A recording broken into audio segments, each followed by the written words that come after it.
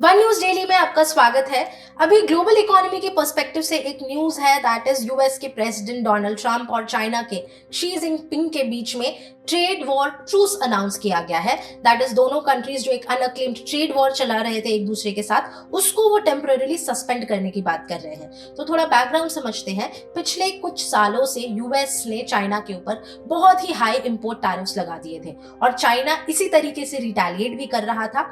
इसका असर यही पड़ा था कि ग्लोबल इकोनॉमी डिस्टर्ब हुई थी, सप्लाई चेन लॉजिस्टिक्स अफेक्ट हुए थे, एक इंस्टेबिलिटी आई थी मार्केट में, एंड स्पेशली डेवलपिंग कंट्रीज जैसे कि इंडिया, इनके एक्सपोर्ट्स पर असर पड़ा था। तो अभी दोनों कंट्री ने बुसान में मिलकर ये डिसीजन लिया है कि वो अपनी ट्रेड वॉर को थोड़ा टेम्पररीली सस्पेंड करेंगे। एंड यूएस ने ये कहा है कि वो अपने जो टैरिफ्स है, इंपोर्ट ड्यूटीज जो है वो कुछ कम करेगा। एंड चाइना ने ये अनाउंस किया है कि वो अपनी तरफ से जो क्रिटिकल रेयर अर्थ मिनरल्स थे उसकी सप्लाई बरकरार रखेगा। सो ये मिनरल्स वही हैं जिनका ईवी व्हीकल बैटरीज बनाने में यूज होता है, जो कि डिफेंस इक्विपमेंट में इनका यूज होता है, बहुत सारे ऐसे हाईटेक इलेक्ट्रॉनिक गुड्स बनाने में इनका यूज होता है। एंड चाइना हमेशा से ये रेयर अर्थ मटेरियल्स जो है वो सप्लाई करता रहा है। लेकिन दोनों कंट्रीज ने एक और चीज अपडेट दिया है, एंड दैट इज कि चाइना जो है वो अपने तरफ से soybean and farm products USA से खरीदता रहेगा ताकि यूएस के फार्मर्स बेनिफिट कर सके।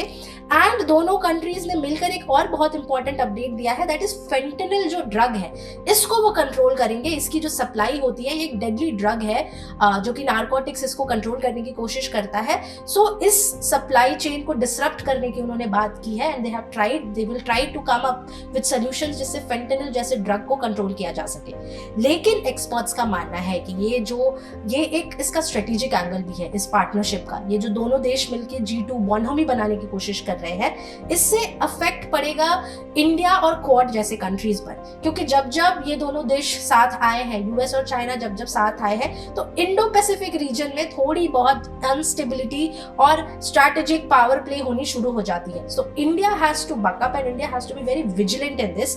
उनको अपनी इंडिया को जो भी डिप्लोमेटिक रिलेशनशिप्स बनाता है बाकी कंट्रीज के साथ, and specially US and China के साथ, इसको उसे थोड़ा डिप्लोमेटिकली और स्ट्रेटेजिकली कैलिब्रेट करने की जरूरत है। So please let me know in the comment box below कि आपको क्या लगता है इस मूव से इंडिया को और किस तरीके से अफेक्ट हो सकता है।